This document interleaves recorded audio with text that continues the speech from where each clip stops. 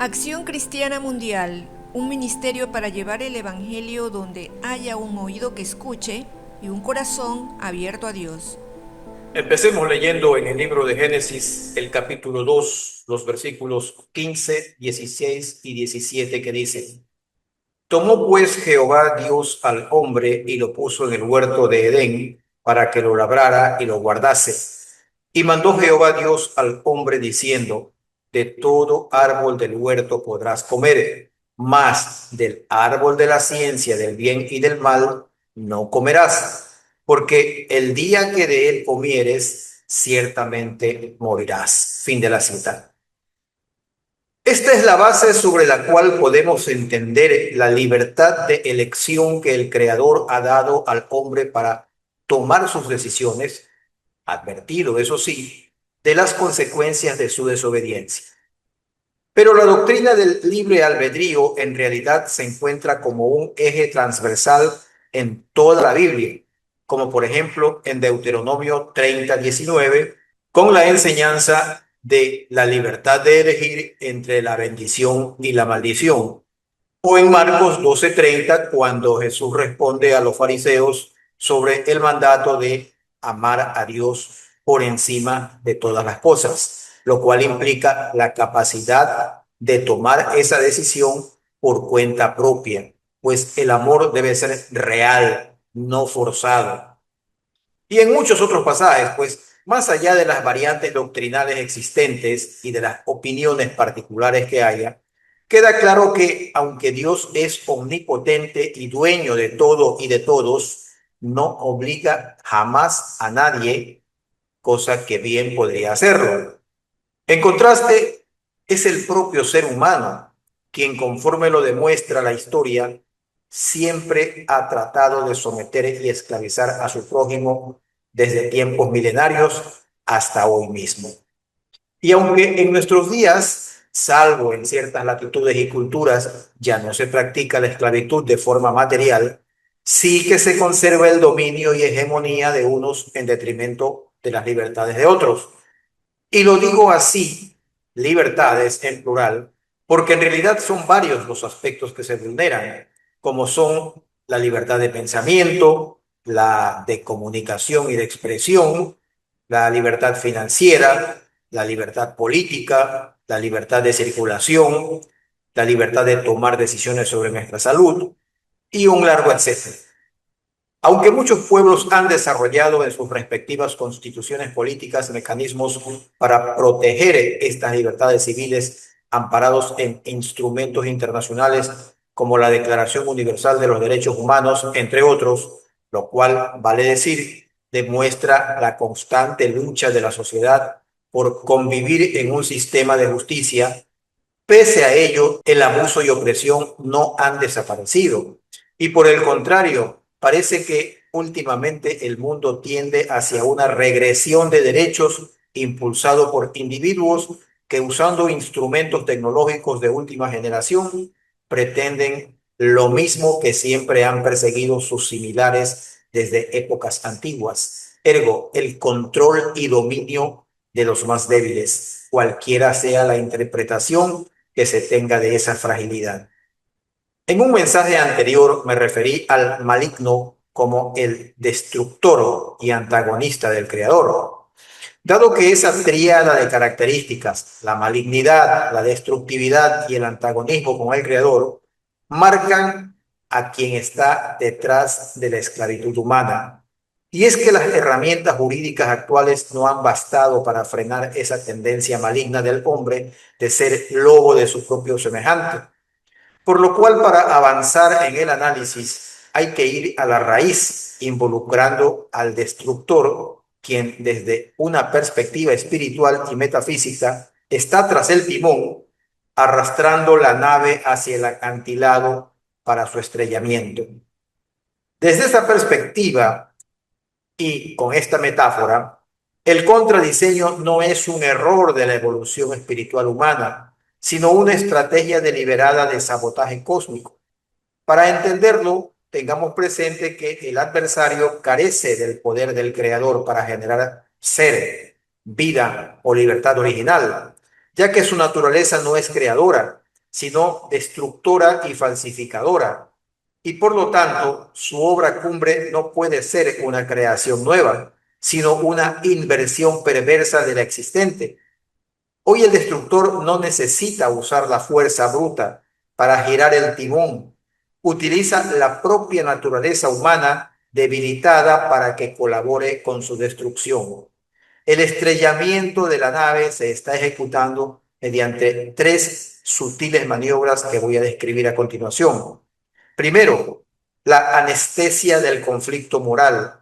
Mientras el libre albedrío se fortalece en la lucha interna entre el bien y el mal, en la deliberación y en el sacrificio, los algoritmos de optimización de la conducta eliminan la fricción de la vida al ofrecer un camino de gratificación instantánea y decisiones premasticadas, atrofiando el músculo de la voluntad. Un hombre que no ejercita su capacidad de elegir eventualmente olvida ser libre. Segundo, la deshumanización por mecanización. Al reducir al ser humano a un mero conjunto de datos, se despoja de su misterio y de su conexión con lo trascendente. Si el destructor logra convencer a la humanidad de que no es más que un algoritmo biológico sofisticado, el hombre entregará voluntariamente su libertad a máquinas más potentes, consumando el contradiseño. En tercer lugar, la ilusión de autonomía. Y esta es quizás la maniobra más siniestra tras el timón.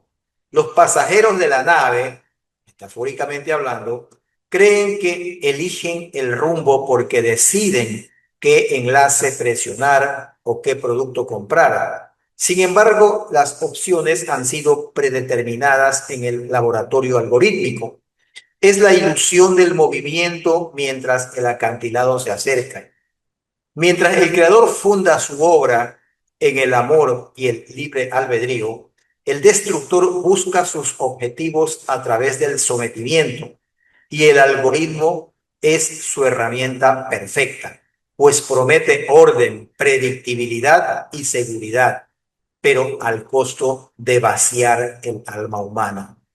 Hoy vemos cómo el software y la inteligencia artificial predictiva se presentan ante el hombre moderno como una falsa providencia.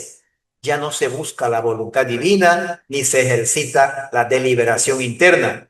Se consulta y se obedece al dictado del código, que anticipa nuestros deseos y moldea nuestros pasos. Para avanzar, enfoquemos este conflicto desde la dualidad de la luz y la oscuridad, pues permite desvestir el mecanismo del contraorden y entenderlo no solo como una fuerza opresora, sino como una dinámica de ocultamiento y distorsión. La luz no es solo claridad física, sino sinónimo de verdad, conciencia y logos, es decir, el orden, la razón y lo divino, mientras que la oscuridad representa la ignorancia, la inconsciencia y el caos. Cuando trasladamos esta plantilla cósmica al plano de la tecnología y el sometimiento del libre albedrío, la lucha adquiere matices de una paradoja asombrosa. Y para explicarlo bien, hagámoslo desde tres puntos complementarios. Primero, la falsa luz, el encandilamiento digital. El mayor peligro de la oscuridad moderna es que no se presenta como penumbra, sino disfrazada de un brillo absoluto. Vivimos en la era de las pantallas iluminadas, del acceso instantáneo a la información y de la promesa de una interconectividad total. Sin embargo, esta es una luz artificial que encandelilla en lugar de iluminar. Ahora veamos el deslumbramiento de la mente. Al saturar los sentidos con estímulos constantes y destellos de gratificación instantánea, el sistema adormece el ojo interior de la razón. El hombre fascinado por la luminosidad del dispositivo no se da cuenta de que sus pupilas se dilatan ante una ilusión, perdiendo la capacidad de ver en la profundidad de su propio ser. La paradoja de la omnisciencia es el tercer punto, dentro del primer punto mencionado anteriormente. El algoritmo se presenta como una entidad luminosa que todo lo sabe y todo lo provee. Al ofrecer respuestas antes de que surjan las preguntas inclusive, usurpa la búsqueda de la verdad, que es un acto esencialmente luminoso del alma humana. Ahora sí vamos al segundo punto general, la oscuridad de la caja negra. Frente a la luz de la conciencia individual, el engranaje del destructor opera desde una oscuridad literal y técnica, el código cerrado. En la ingeniería del software actual, los algoritmos de aprendizaje profundo se denominan formalmente cajas negras, debido a que su funcionamiento interno y la toma de decisiones son inescrutables, incluso para sus propios creadores.